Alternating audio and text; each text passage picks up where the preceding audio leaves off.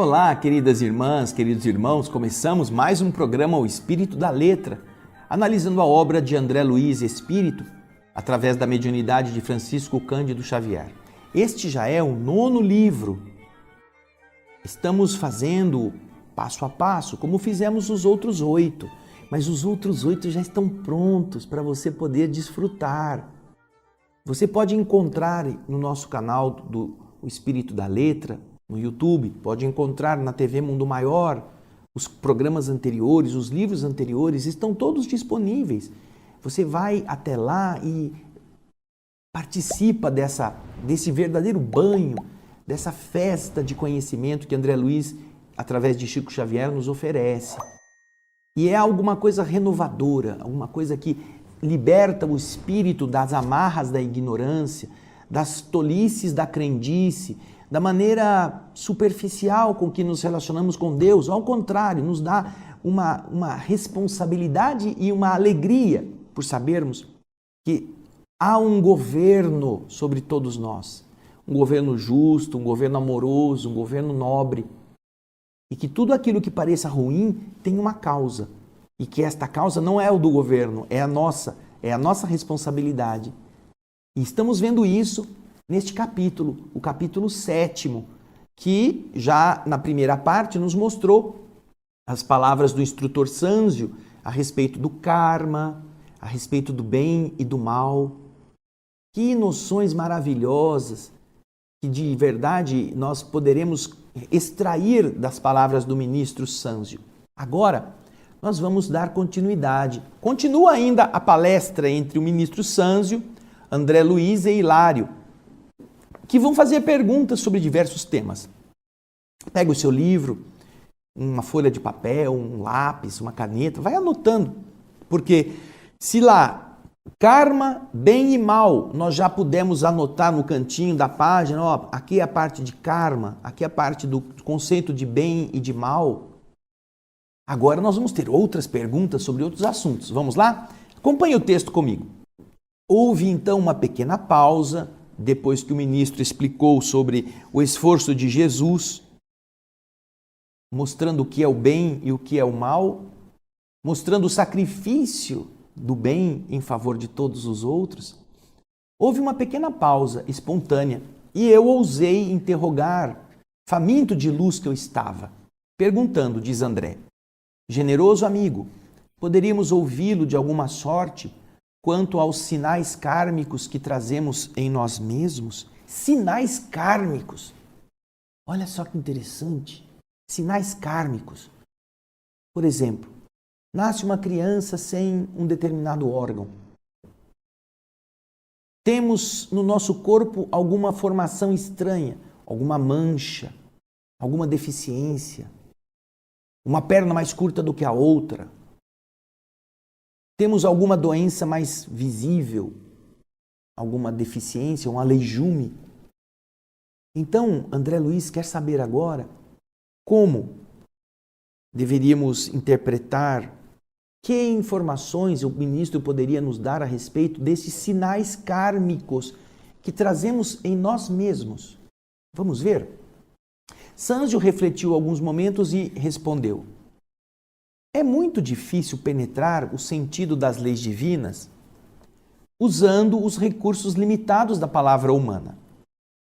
Porém, mesmo assim, iniciemos a tentativa, recorrendo a imagens tão simples quanto possível. Apesar da impropriedade, apesar de não ser adequado completamente, comparemos a esfera humana. Comparemos o ser humano, o nível de humanidade, ao reino vegetal. Vamos comparar os seres humanos ao reino dos vegetais. Cada planta produz na época própria, segundo a espécie à qual ela se ajusta, e cada alma estabelece para si mesma as circunstâncias felizes ou infelizes em que se encontra, de acordo com as ações que pratica, através de seus sentimentos e ideias, decisões e atos na peregrinação evolutiva. Ou seja, plantas frutificam de acordo com a sua natureza e o ser humano também frutifica de acordo com as suas escolhas. A planta, diz o ministro, de início, está presa no embrião. E o destino, ao princípio de cada nova existência, está guardado na mente também. Tanto a planta quanto o espírito possuem um embrião. Na planta é a estrutura inicial, que vai ser depois colocada debaixo da terra. E no ser humano é o quê? Está o princípio de cada nova existência está guardado na mente. Com o tempo, a planta germina, se desenvolve, floresce e frutifica. E também com o tempo, a alma desabrocha ao sol da eternidade, cresce em conhecimento e virtude, floresce em beleza e entendimento e frutifica em amor e sabedoria. A planta, porém, é uma crisálida, um casulo de consciência que dorme largos milênios, rigorosamente presa aos princípios da genética comum, que os caracteres dos seus antepassados lhe impõem. Enquanto que a alma humana é uma consciência formada, retratando em si as leis que governam a vida e, por isso, já dispõe, até certo ponto, de faculdades com as quais ela pode influir na genética, modificando-lhe a estrutura. Porque a consciência responsável herda sempre de si mesma, ajustada às consciências que lhe são afins. A nossa mente, portanto, guarda nela mesma, em germe, os acontecimentos agradáveis ou desagradáveis que vão surpreendê-la amanhã, assim como a semente ou a pevide, a semente minúscula, guarda potencialmente a planta produtiva em que ela vai se transformar no futuro. Então, nessa altura, Hilário perguntou um pouco inquieto: mas nesse postulado, nessa maneira de ver, não teremos a consagração do determinismo de ordem absoluta? Se trazemos hoje no campo mental tudo aquilo que nos acontecerá amanhã, já está tudo determinado? É o que ele quer perguntar. E então Sanzio esclareceu complacente, dizendo: sim, Hilário, nas esferas primárias da evolução, o determinismo pode ser considerado irresistível. É o mineral obedecendo a leis invariáveis de coesão e o vegetal respondendo fiel aos princípios organogênicos. Mas na consciência humana, a razão e a vontade, o conhecimento e o discernimento entram em função nas forças do destino, conferindo ao espírito as responsabilidades naturais que deve possuir sobre ele mesmo. Por isso, embora nos reconheçamos subordinados aos efeitos de nossas próprias ações, não podemos ignorar que o comportamento de cada um de nós, dentro desse determinismo relativo, decorrente da nossa própria conduta, o comportamento de dentro de nós pode significar liberação abreviada ou cativeiro mais longo, agravo ou melhoria em nossas condições de almas endividadas perante a lei. Oh, que interessante! Veja só, se as plantas estão submetidas a um determinismo natural, genético, o mineral está submetido a um determinismo químico, das forças que mantêm coesa a matéria de que é feito, o ser humano, apesar de participar com o corpo físico de uma ligação com a matéria, ele possui inteligência, razão, responsabilidade por escolher. Então, no caso do ser humano, além de ele estar submetido em alguma medida ao determinismo biológico daqueles que o geraram fisicamente, ele possui condições de escolher, de mudar, abreviar ou alargar o sofrimento. É assim que funciona, porque ele passa a fazer parte da construção de si mesmo, ou ele passa a ser carcereiro do seu próprio sofrimento. Veja o que ele diz. Nossa própria conduta pode significar liberação abreviada ou cativeiro maior. Como nós somos responsáveis, como ele diz aí, subordinados aos efeitos de nossas ações, isso é um determinismo, não podemos ignorar que o comportamento de cada um de nós, dentro desse determinismo, que no nosso caso não é absoluto, mas é relativo, decorrente da nossa própria conduta, por isso ele é relativo, nós escolhemos este determinismo, esses efeitos, eles podem significar liberação abreviada ou cativeiro maior. Uma piora ou uma melhora em nossa condição de alma endividada perante a lei. Aí o André, ouvindo tudo isso, ele pergunta, mas ainda mesmo nas piores posições expiatórias, a consciência goza dos direitos inerentes ao livre-arbítrio? Mesmo que o espírito seja muito embrutecido, que seja daquelas coisas feias, nas piores condições em que ele está sofrendo terrivelmente, ele ainda tem consciência dos direitos próprios ao seu livre-arbítrio? E o ministro então responde, como não? Imaginemos um delinquente monstruoso preso numa penitenciária. Acusado de vários crimes, permanece privado de toda e qualquer liberdade na prisão, na enxovia em que ele se encontra, como todos os outros.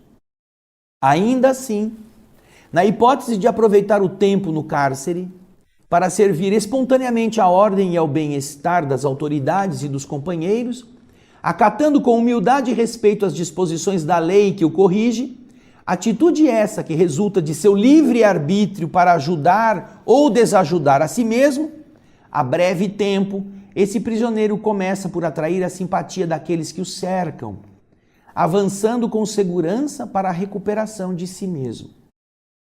Veja só, mesmo no presídio, um malfeitor pode escolher como ele vai cumprir a pena, que atitudes ele vai ter. Não está submetido a ser mal porque ele, como mal, merece estar preso. Ele pode escolher outra coisa. A nossa doença muitas vezes é o nosso cárcere, uma limitação orgânica. Como é que nós vamos reagir a isto? Como um presidiário rebelde? Chutando todo mundo, xingando as pessoas? Ou vamos aprender a ser dóceis, a agradecer a companhia daqueles que cuidam de nós, a ajudarmos-nos a não pesarmos naqueles que estão nos amparando? Como que nós vamos agir desta forma? Todas estas são indagações que nós devemos fazer a nós mesmos. Como estaremos atuando naquela situação difícil é decisão do nosso livre-arbítrio. E quando nós agimos de acordo com a lei do universo, aprendendo a lição e sendo bons alunos, nós conquistaremos a simpatia daqueles que estão nos educando, daqueles que estão analisando nossa reação. Mas se nós nos colocamos bravos, rigorosos, agressivos, nós precisaremos sofrer mais tempo.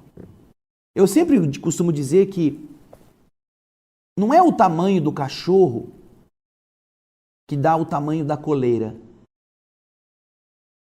O que dá o tamanho da coleira, da sua rigidez, é justamente a violência do cão.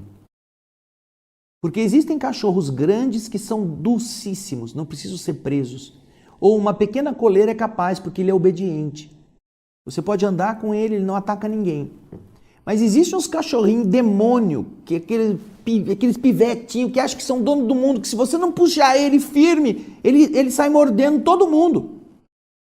E esse precisa estar preso na coleira. Às vezes usando aqueles dentes enforcadeira, as coleiras enforcadeiras, para ele aguentar. Então, não é o tamanho do cachorro, é a violência dele que vai dimensionar como é que ele vai ser tratado. Mas o ministro continua falando. Vamos voltar ao texto? Vamos lá. O raciocínio era claro, mas não desejando perder o fio da lição simples e preciosa, perguntei: venerável benfeitor, para nossa edificação, poderemos recolher mais amplas noções sobre a melhor maneira de colaborar com a lei de Deus em nosso próprio favor? Dispomos de algum meio para escapar à justiça? O ministro sorriu e disse: André, da justiça ninguém fugirá. Mesmo porque a nossa consciência, ao acordar para a santidade da vida, ela sonha, ela aspira a resgatar com dignidade todos os débitos que ela contraiu perante a bondade de Deus. Porém, o amor infinito do Pai Celeste brilha em todos os processos de reajuste.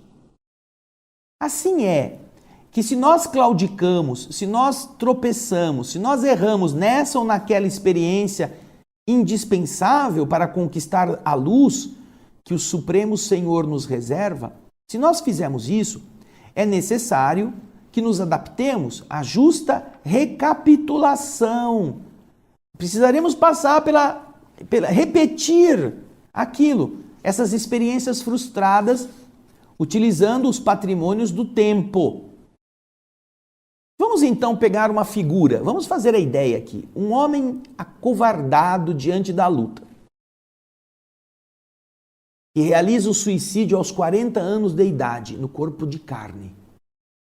Esse homem penetra no mundo espiritual sofrendo as consequências imediatas do gesto infeliz, gastando o tempo mais ou menos longo, segundo as atenuantes e agravantes da sua deserção, para recompor as células do veículo perispiritual, do corpo que ele possui do lado de lá, que também fica lesado.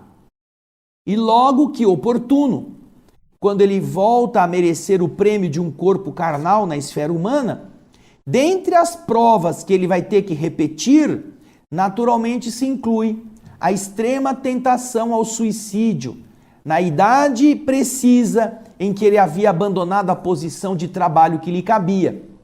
Porque as imagens destrutivas que ele arquivou na sua mente vão se desdobrar, vão surgir diante dele através do fenômeno a que podemos chamar circunstâncias reflexas. Elas se refletem na sua mente, dando oportunidade aos profundos desequilíbrios emocionais que vão colocá-lo, logicamente, em contato com as forças desequilibradas que estão ajustadas ao modo temporário que ele é, ao ser que ele é. Ele já fez isso. Ele vai passar pelo mesmo teste, geralmente na mesma idade em que ele falhou. Se esse homem não houver acumulado, juntado, reunido recursos educativos, se ele não tiver aprendido com o sofrimento, se arrependido profundamente e com isso renovando em si mesmo, a ele próprio, pela prática da fraternidade, do estudo, de modo a superar a crise inevitável, muito dificilmente ele escapará ao suicídio de novo, porque as tentações, não obstante reforçadas por fora de nós, começam em nós e alimentam-se de nós mesmos. Olha que coisa interessante.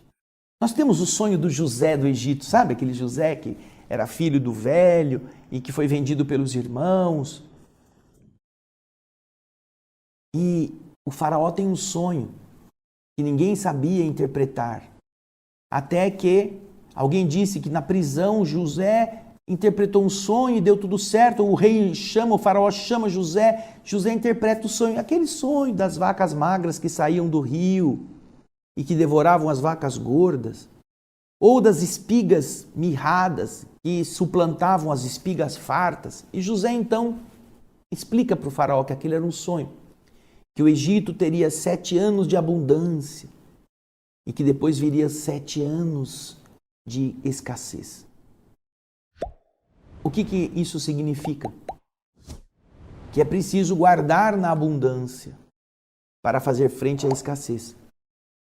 Então o indivíduo passou pela situação do suicídio quando tinha 40 anos. Vamos supor, teve uma frustração amorosa e achou que a solução era matar-se. Ele faz isso.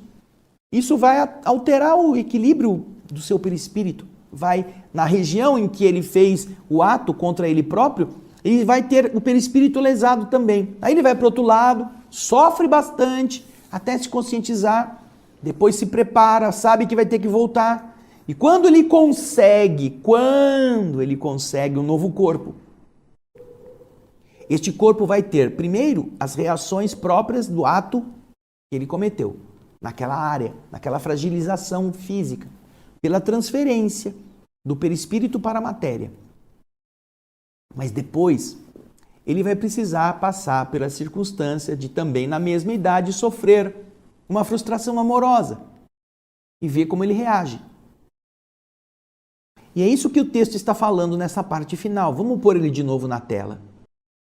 Se esse homem, durante o seu estado no mundo espiritual, não houver juntado recursos educativos que renovam ele mesmo, pela prática da fraternidade e do estudo,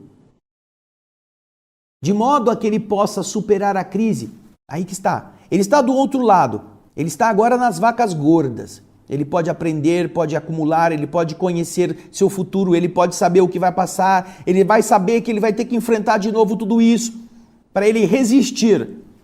E se ele não amealhar recursos educativos e renovadores dele mesmo, pela prática da fraternidade e do estudo, de modo a superar a crise que vai acontecer para ele, muito dificilmente ele vai escapar do suicídio de novo. Porque as tentações, não obstante reforçadas por fora de nós, essas tentações começam dentro de nós e se alimentam de nós mesmos. O vitimismo, coitado de mim, a vergonha do orgulho ferido, estão em nós.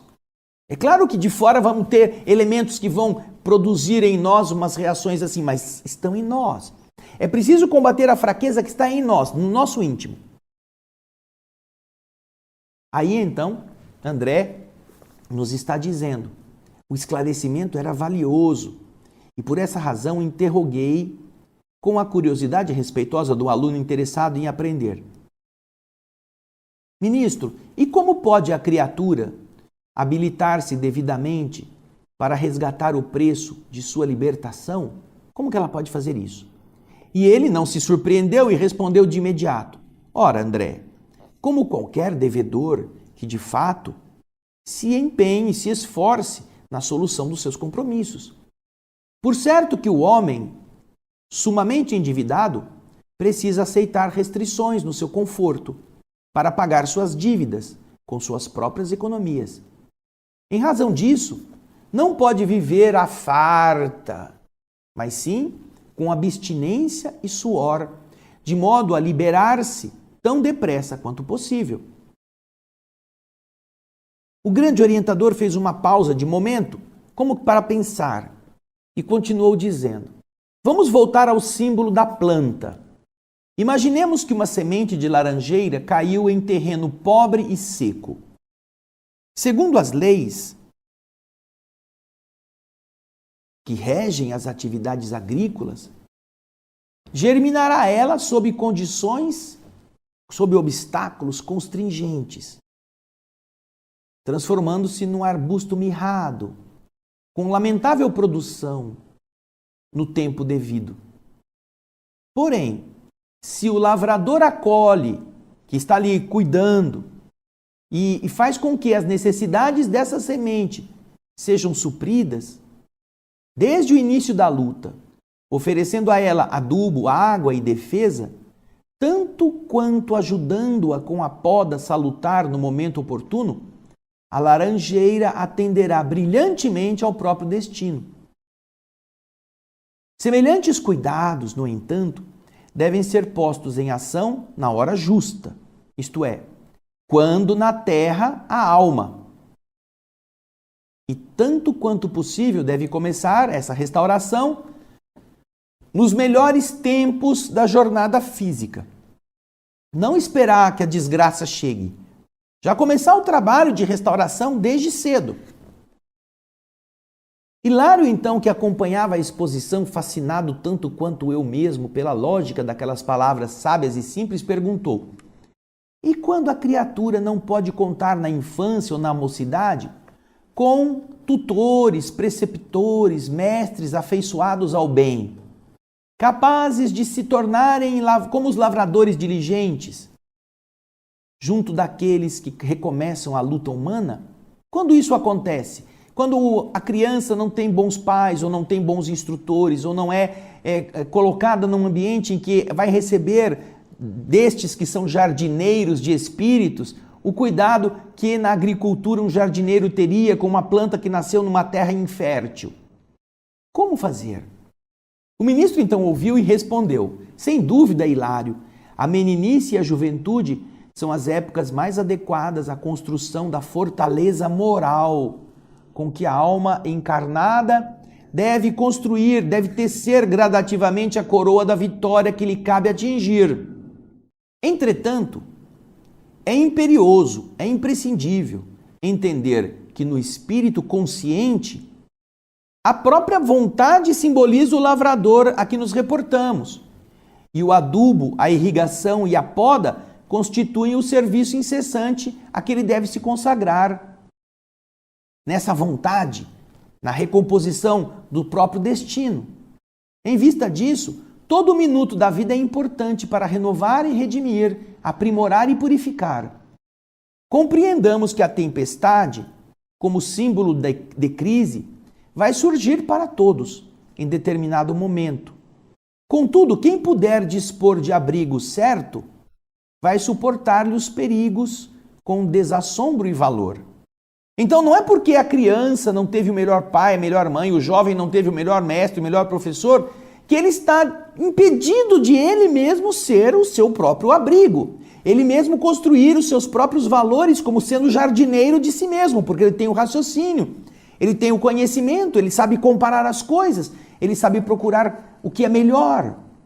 Portanto, se um espírito procura o que é melhor, ele mesmo se abastece.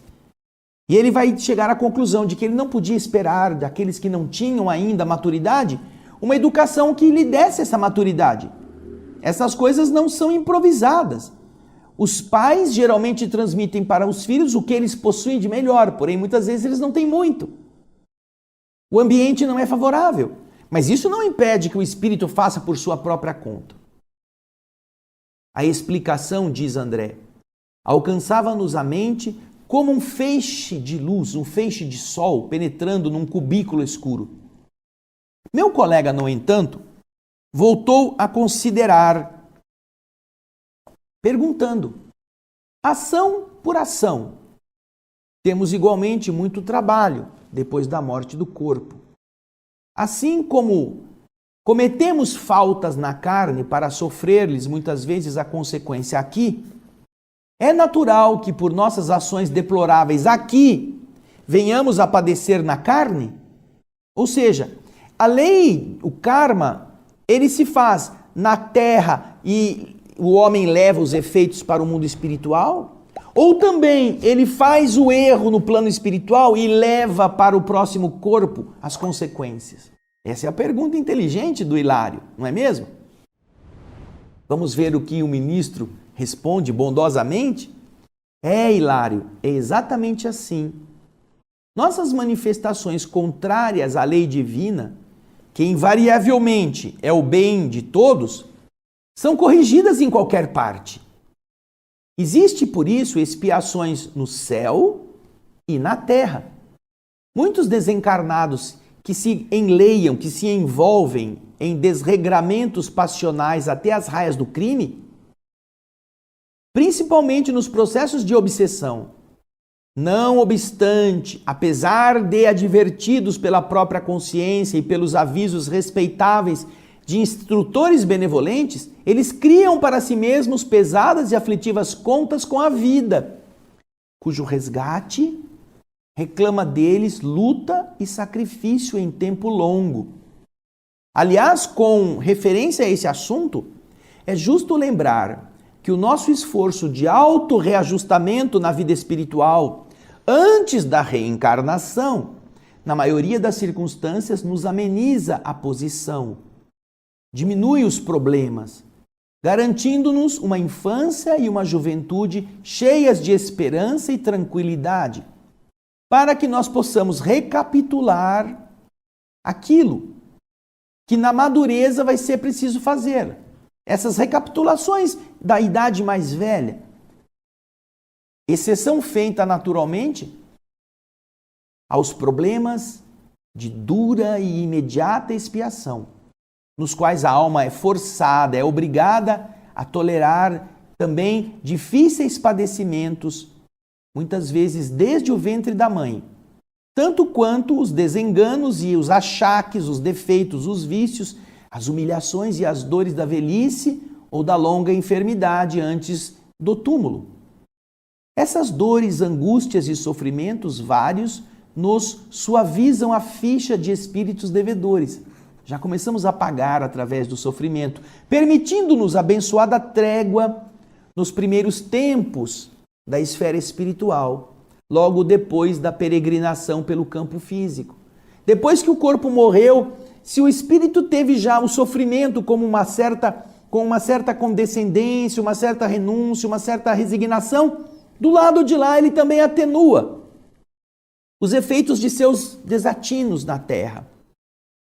A maioria das pessoas encarnadas no mundo, ao atingirem a idade adulta, a idade provecta, avançada, a velhice, habitualmente, costumeiramente, elas se entregam nas últimas fases da existência à ponderação, à meditação, à serenidade e à doçura. As mentes infantis, ainda mesmo na velhice das forças genuinamente materiais, elas continuam levianas e irresponsáveis. Mas os corações amadurecidos no conhecimento se valem por uma intuição natural da velhice ou da dor para raciocinar com mais segurança.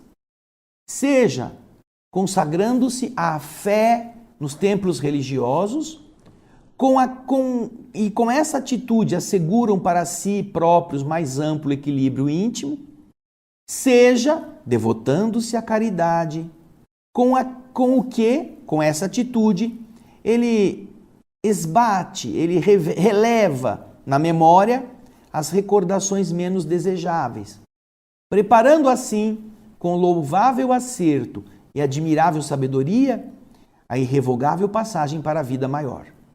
É a maneira de ele compensar um pouco as bobagens que fez nos erros cometidos em idades mais jovens. Aí André diz o seguinte: concluí, pelo olhar de Druso, que a nossa entrevista estava prestes a terminar. E por isso, aventurei ainda uma indagação. Ministro amigo, compreendendo que há dívidas que por sua natureza e extensão exigem de nós várias existências ou várias viagens na carne terrestre para resgatá-las, como podemos apreciá-las do ponto de vista da memória? Sinto, por exemplo, que tenho na retaguarda imensos débitos a ressarcir, dos quais não me lembro agora.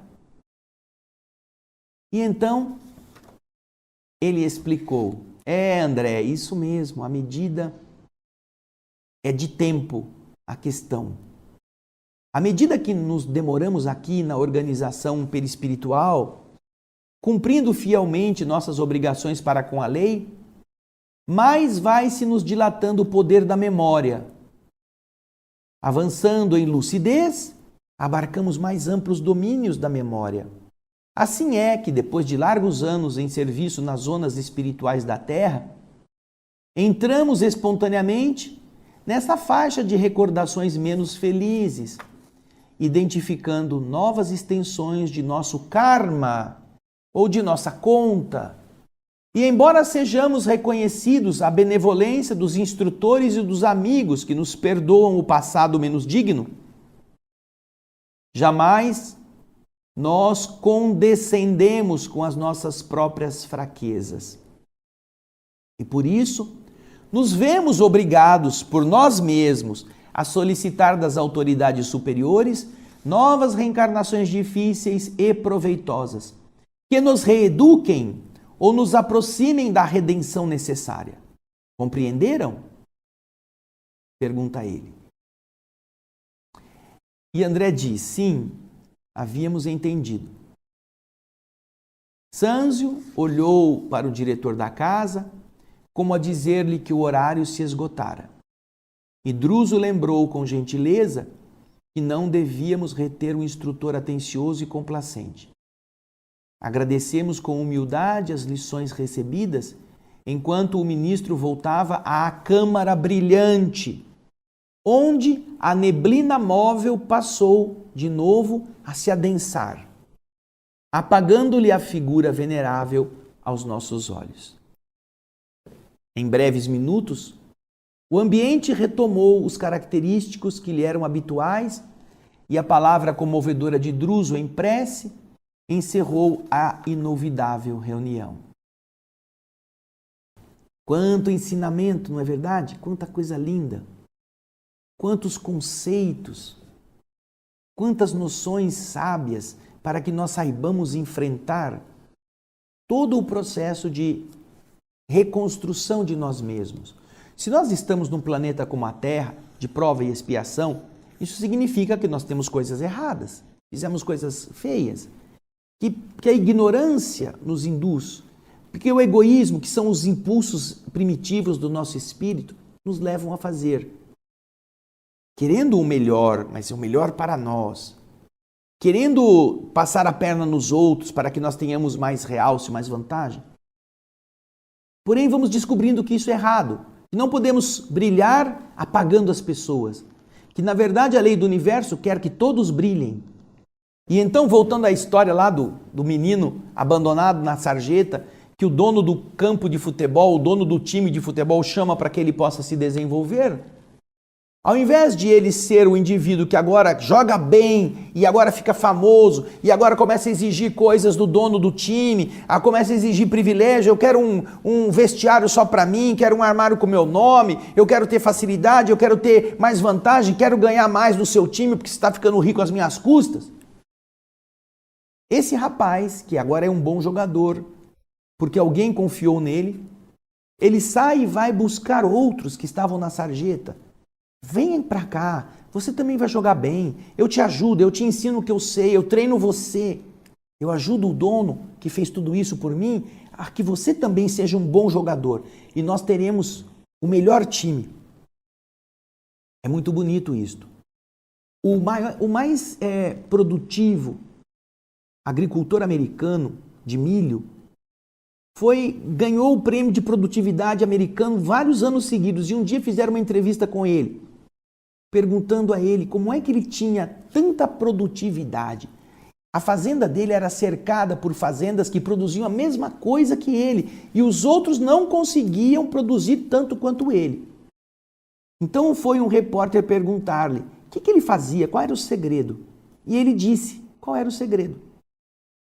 Veja só, eu pego as melhores sementes que eu tenho e eu espalho para os meus vizinhos.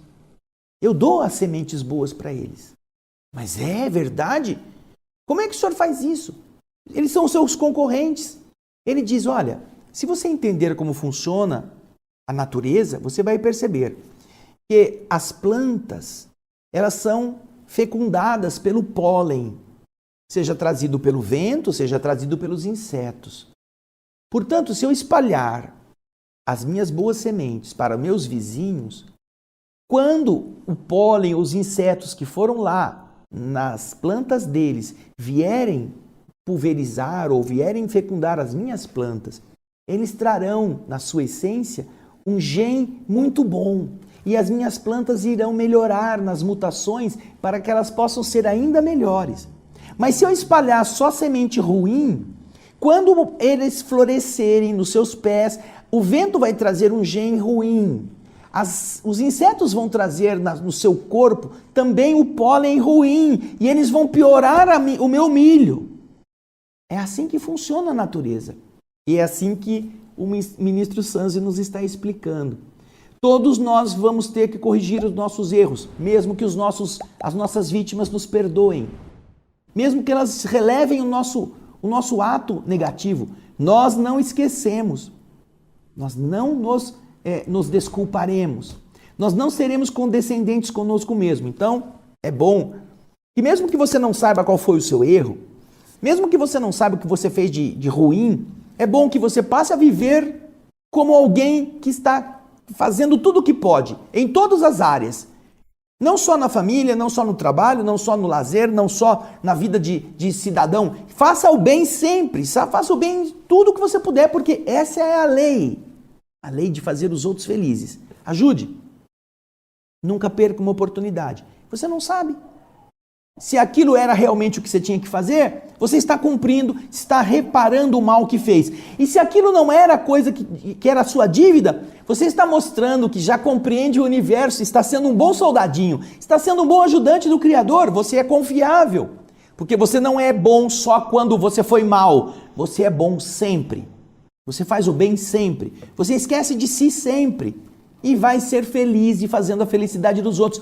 Espalhe o seu pólen bom para todos os que estão à sua volta, porque tudo que vier deles vai tornar você melhor. Que coisa maravilhosa é a natureza e a lei do universo, não é mesmo? Então, nós estamos tentando fazer com que você pense, porque isso tem a ver com nossa conduta. Este livro é para cada um de nós. Nós todos estamos inseridos nesse contexto. E eu espero que você possa espalhar este pólen para outras pessoas, para que elas também pensem a esse respeito. Na próxima semana, nós vamos para o capítulo 8º. O título é Preparando o Retorno. Puxa, alguém vai renascer? Vamos ver como se prepara isso? Será que é isso? Você pode já começar a saber. Não fique esperando eu ler para você, não. Vai lá e vai lendo. Muito obrigado pela sua audiência, pelo seu carinho, por tudo aquilo que você é capaz de multiplicar no benefício que estes dois seres, André Luiz, espírito, e Chico Xavier, médium, nos trouxeram com o melhor que tinham. E assim o mundo melhora, você faz a sua parte, você é o agricultor que espalha o adubo, a água, protege a planta, faz outros crescerem. E eu espero você então no nosso próximo Espírito da Letra. Muito obrigado pelo seu carinho, pelos seus e-mails, pelos seus compartilhamentos. Até o nosso próximo programa e muita paz.